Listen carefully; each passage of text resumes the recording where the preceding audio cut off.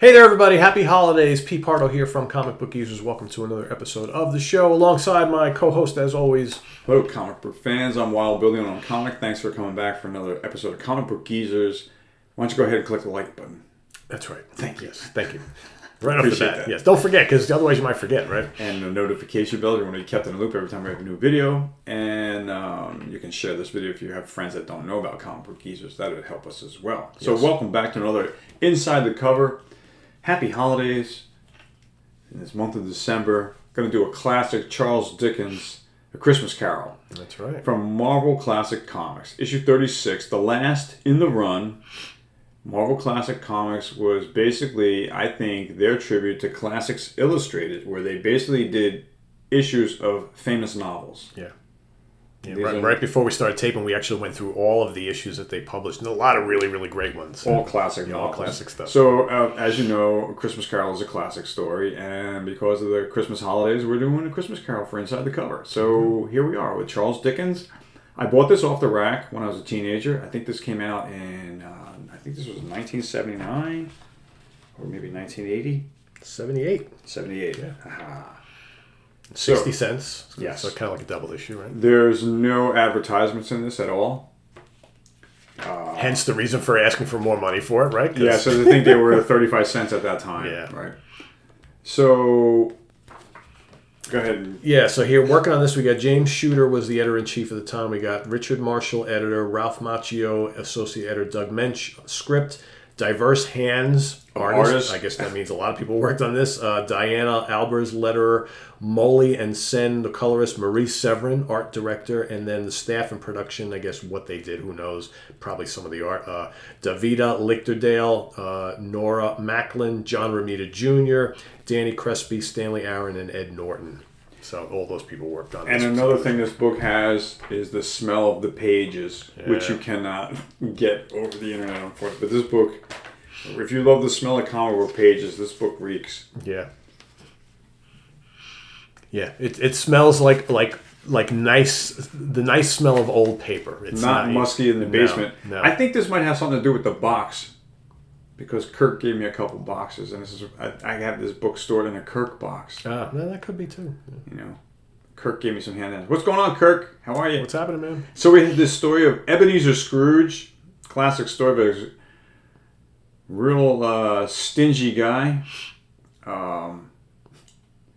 Doesn't go for spit, and he's got a business, and he just works his workers to death. He's got one guy working with him. He used to have a partner who died, but Ebenezer Scrooge is a story of a man who is blinded by his greed. And, of course, the spirit of Christmas is all about giving. So there's your contradiction right there. So, of course, people are getting ready to celebrate the Christmas holiday, the spirit of Christmas, and Ebenezer Scrooge can't stand Christmas. He thinks it's a waste of time because he's all about money, and his heart is turned black. So in the classic tale, this was written in the 1880s, I believe this story was written. Yeah, it's old, yeah. And so Charles Dickens writes a story about this guy hell-bent on greed. And forgetting all the other aspects of life. Or the meaning of Christmas. Yeah. You know, the spirit of giving, you know.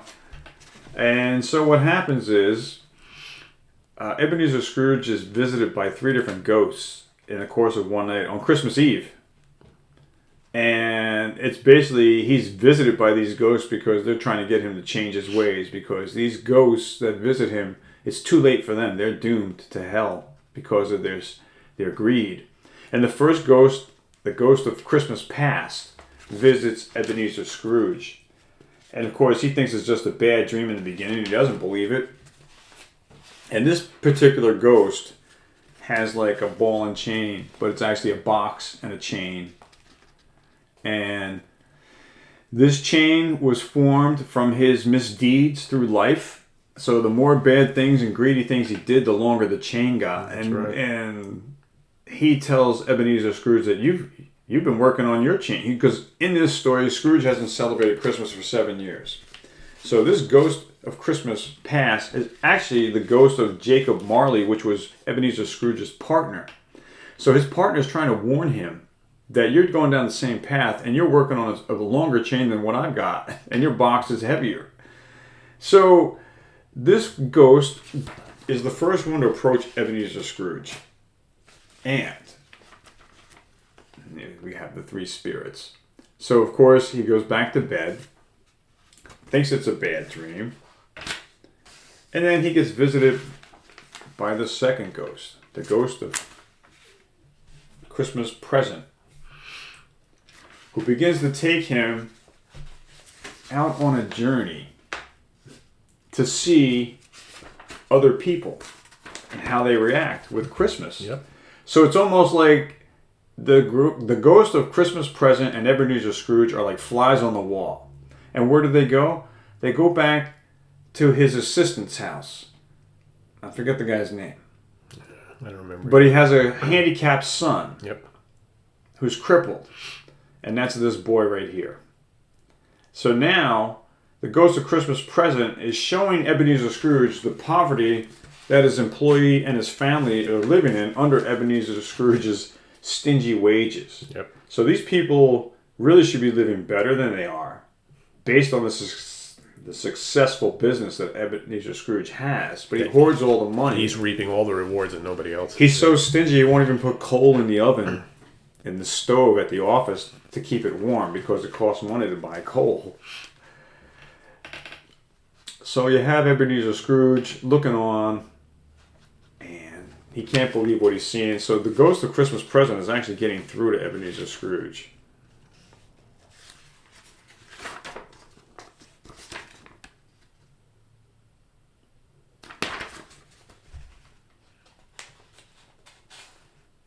Seeing the error of his ways. So now he's back in bed? Yeah, because right here he's saying he doesn't want to see anymore. Take me back, you know. Don't haunt me any longer. Yeah. And so he's back in his bedroom. So that's the second ghost. Then the third spirit comes. The ghost of Christmas Present. Mm-hmm. I mean future. Future, yeah. The ghost of Christmas Future. Now this says the second of the three spirits. I am the spirit of Christmas Present. Look upon me. Okay, skip one. Well, maybe the first guy wasn't the first spirit. Maybe Marley's ghost. Okay. So I messed up. Okay, that's all right. Marley was the first ghost to warn him. Second ghost is Ghost of Christmas. So we just did Christmas Past. Past. Now it's present, yeah. Christmas Present.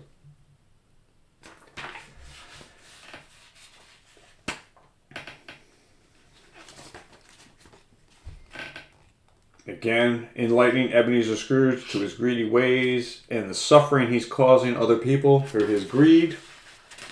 Right? Greed is one of the 7 deadly sins.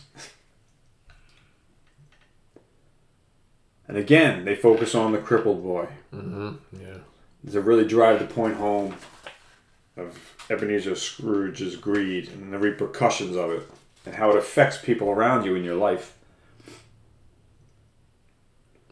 And these people work for him, have no money for Christmas for their families, right, because of him. And again, the ghost of Christmas Present takes Ebenezer Scrooge into a situation where they're the fly on the wall. And again, he can't handle what he sees. Yep. And wants to return home. But wait. No. The bell strikes. Yep. We got some demons here.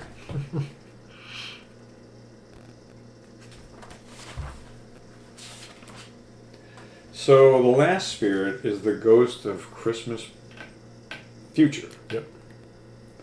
And he's going to show Ebenezer Scrooge what things are going to be like if he continues being greedy. And his doom and what his fate will be. And he also teaches Ebenezer Scrooge some valuable lessons about the quality of life, that it's not all just about money. Something tells me people in the future are not going to think too highly about him. And that's what they're going on, because he's passed away, and they're talking at dinner about what a prick he was. Yeah, yeah. And he can't believe it, so he's fallen down like he's ashamed of himself. Yeah.